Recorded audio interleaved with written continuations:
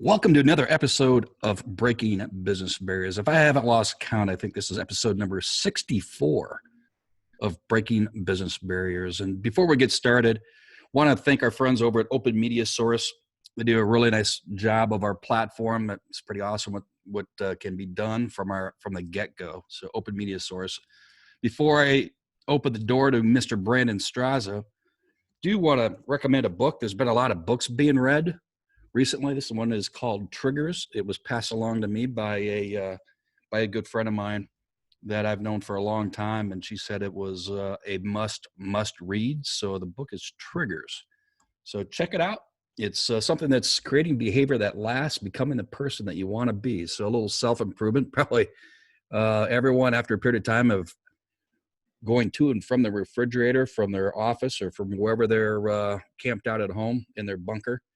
But the initial chapter and a half, I got to say, it has my attention. But Brent and I are going to talk a little bit about a relevant topic, and that is being secluded, working from home.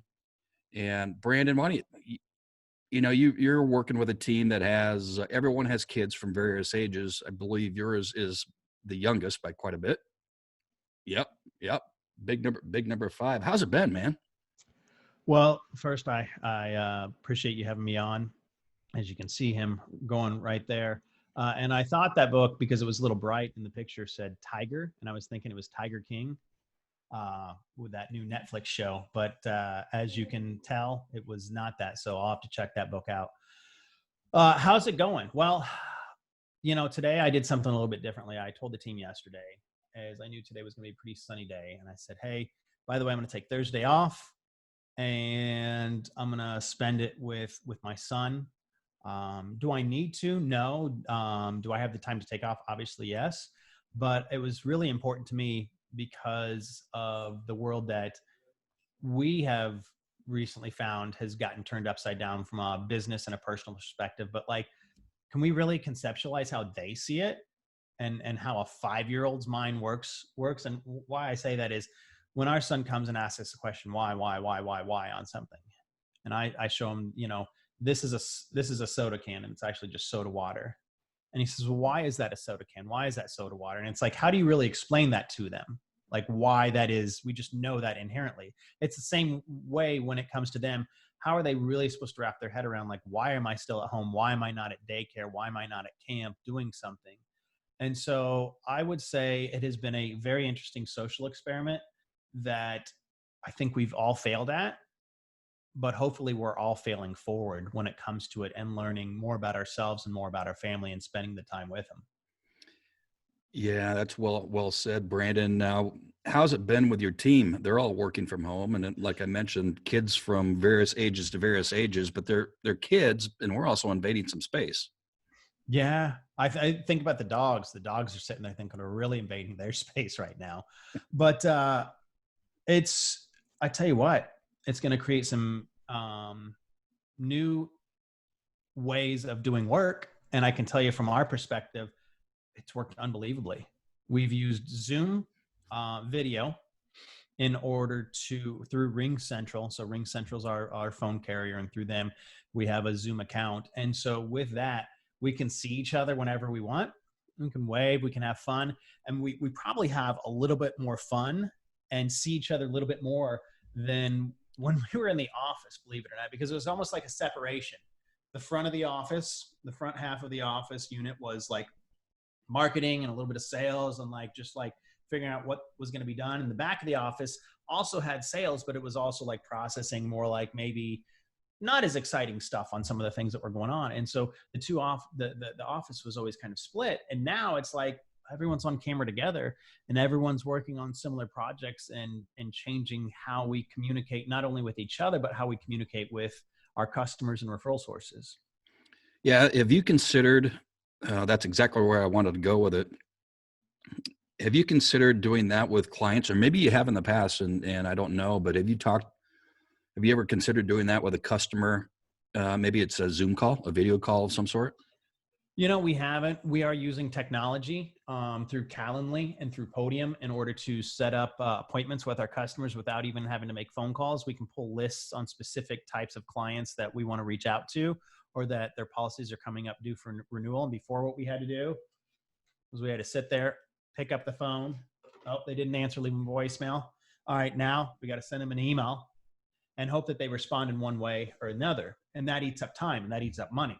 And that's not as efficient. So now we're pulling the list of the people that we need to connect with within the next 30 to 45 days. We're sending them a message that goes specifically to them and allows them to set an appointment when they're available, as opposed to sitting there calling us and leaving a message at 7:30 at night. They see what is available in the company's calendar and they can do it at their leisure.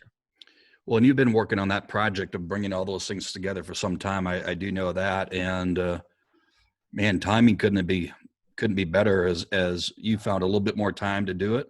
And now it's in play, right? Yeah, I would sit there and say, I don't know if that would be in play today or the way that it is. If it wasn't for this time that it's forced us to go do something.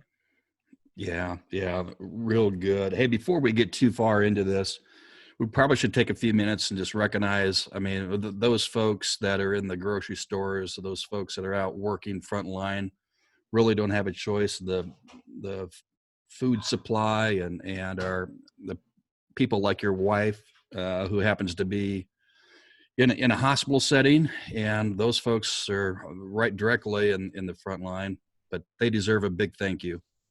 Yeah, they really do, because it's only going to get worse before it gets better in some aspects. We've been fortunate. Week one, when all this was going on, I'd already moved our operations homeward bound. But Angela, we had protocol for her coming and going from the hospital, so that was just to keep us healthy and safe in case she were to get something. And then we had other protocol in case she were to get it and wasn't able to be in the hospital, and how we would quarantine off part of the house. So we put a plan into place so this little guy and I and Vale would still be okay. Now, the great thing is she's been able to work from home part of the time, and so she hasn't had to be at the hospital, but she's on calls continuously with what's going on, putting in things in place that I'm not going to get into detail, but I wouldn't want to be on the team having to put some of these things in place and who gets what medications in case something happens. Yeah, for sure. And my daughter being a nursing student, certainly raises an eyebrow. And I've got my brother is a physical therapist, and he's hands-on with his patients, and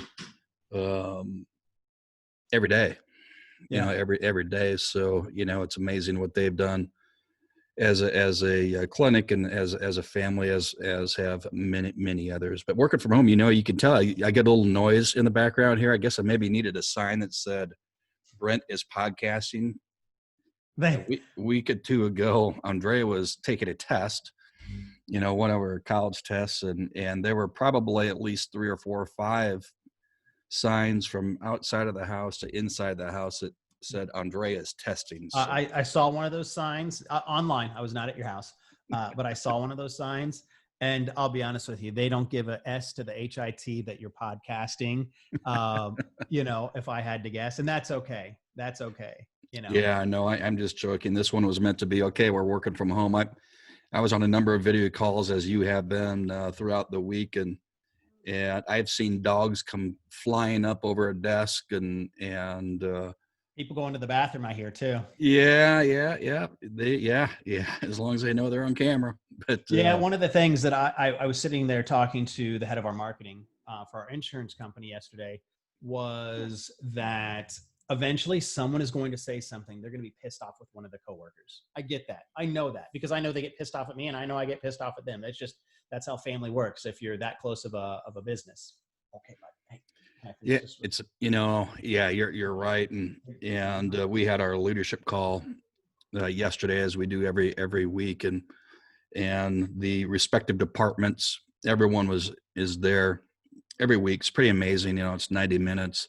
To think about almost 3 weeks ago, as we record today, my company had 7,000 people go from offices to remote, and It's a big Isn't number. that interesting? Like, I'm already looking at the aspect. Now we'll still have to get maybe a WeWorks or a come and go type of an office situation, but isn't it interesting what this is going to do to the commercial space? And I don't mean to knock it, but people that were thinking about how can they have either less team members, and I'm not an advocate. I'm not talking about like letting people go, but having less people do the same job.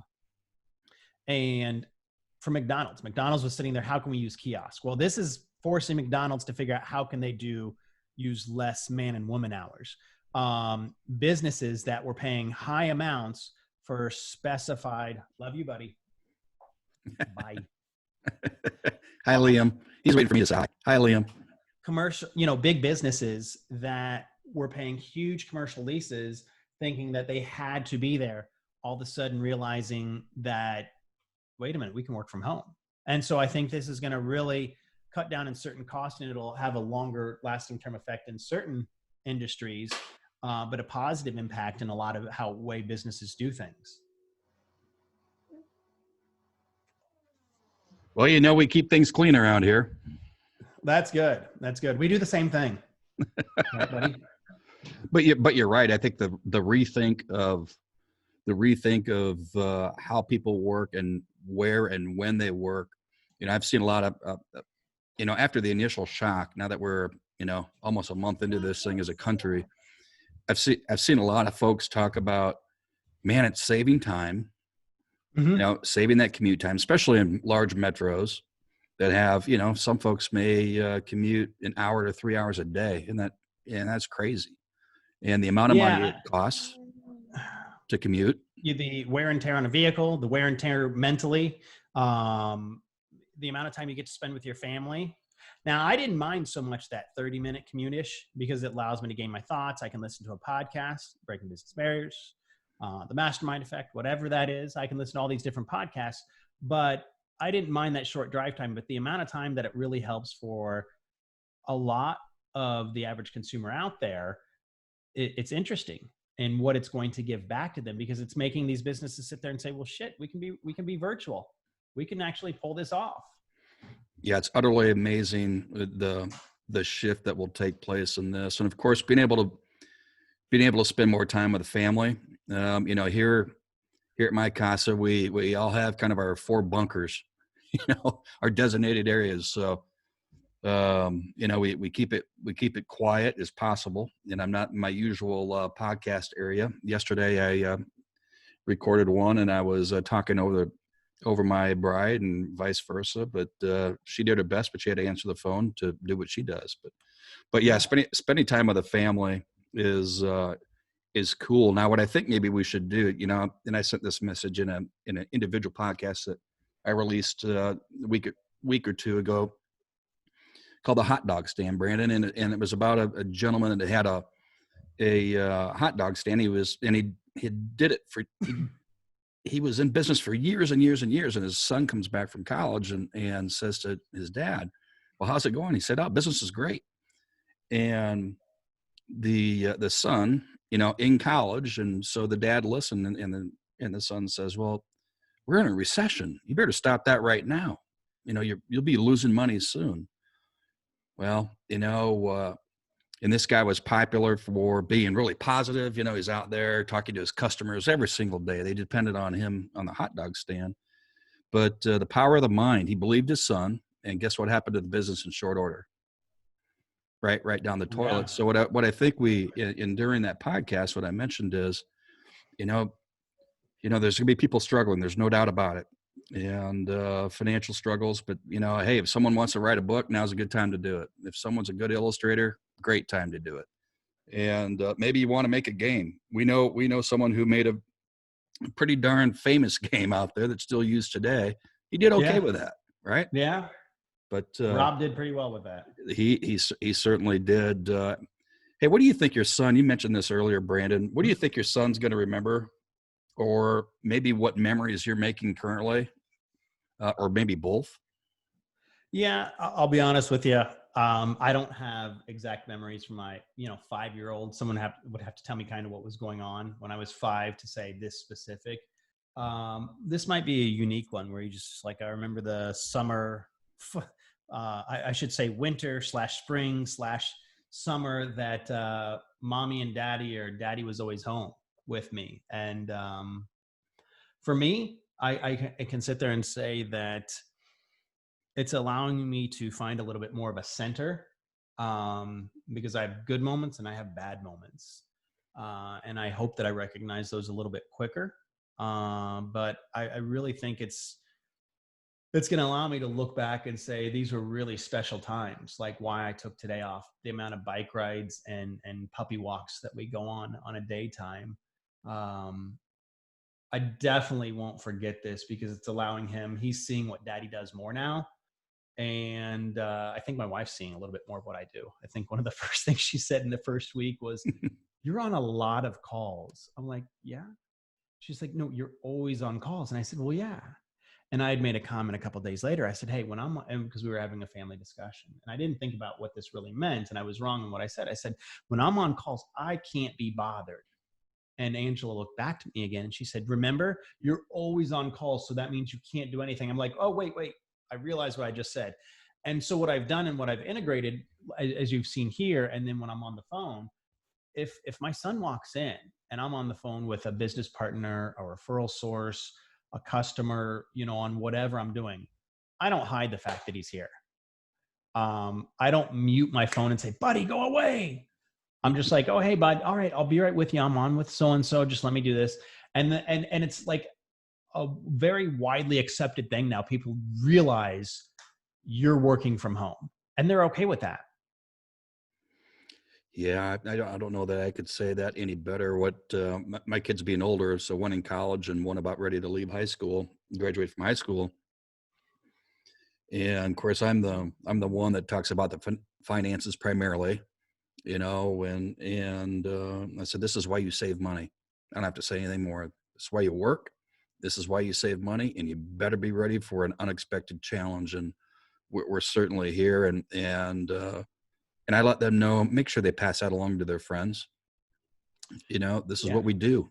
The rate at things are moving anymore. If we look at the rate of technology, we look at the rate of communication or the degradation of how we communicate with each other.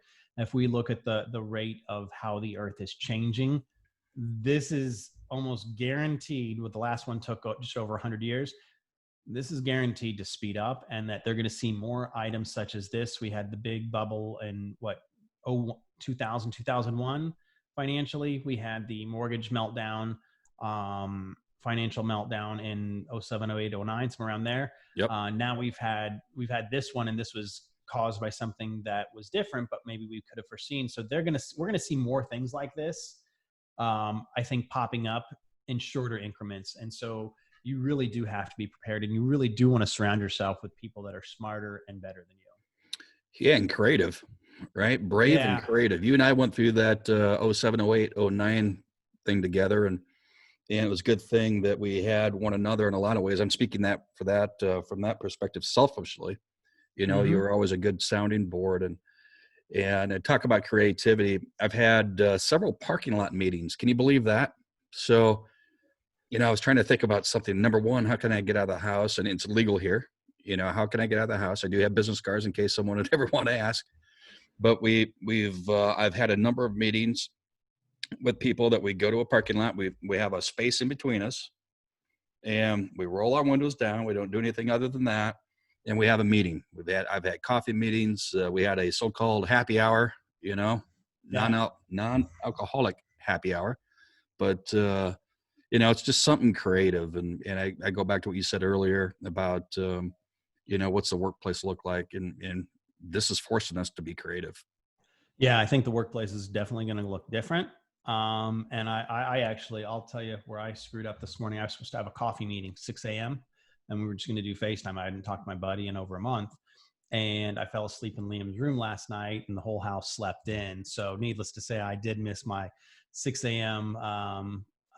Coffee meeting, but I'm going to make it up to him tomorrow and just get up again and have a 6 a.m. coffee meeting through FaceTime, because I think that's the one thing that we need to remember is you should try to connect with someone once a day that maybe you haven't connected with yet, just to have a quick 5-10 minute call.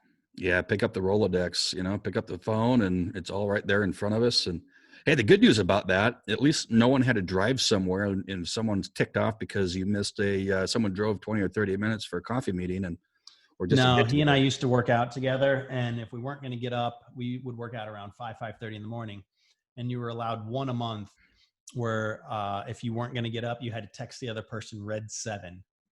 That was the name of our indoor soccer team, and that was also the line in Wedding Crashers. So you had to text the other person Red 7, and I did not text him this morning Red 7. Oh, making memories in a strange but cool way. Well, Yeah. with that, Brandon, any advice to the folks that listen to us that maybe small business, maybe mid to large, any thoughts that you haven't already shared? Yeah, I mean, small business. I'm not going to get into the whole SBA and the PPP thing. That's a real big fungal job within the last 24 hours. Obviously, it started before that. But find people that can help you through from an accounting, from a financial perspective, that can help explain what's really going on out there. This is the time really to thrive. It's easy for the 7, 8, and 9 figure people that are already successful to be successful in an up economy, but this is the time in a down economy when that 4, 5, and 6 figure earner is able to really put their foot in the ground and make a difference. And so you're going to see a lot of ingenuity and a lot of creative thinking come out of this. And I'm really curious. I'd love someone to earmark how many babies came out of this and how many people came up with new companies that helped change the world. Yeah, through that recession we refer to often, there were a number of companies, and that is probably another podcast in itself. Number of companies that came from nowhere because people had to do something. Ingenuity, as you talk about, and creativity, and seizing the opportunities. Well, Brandon, it's been a pleasure. Thank you for taking some time away from Liam. I really always love that little boy to see him and make some memories, my friend. And as we sign off, onward and upward. Thanks, Brandon. Again, this is your host, Brent Duhaime.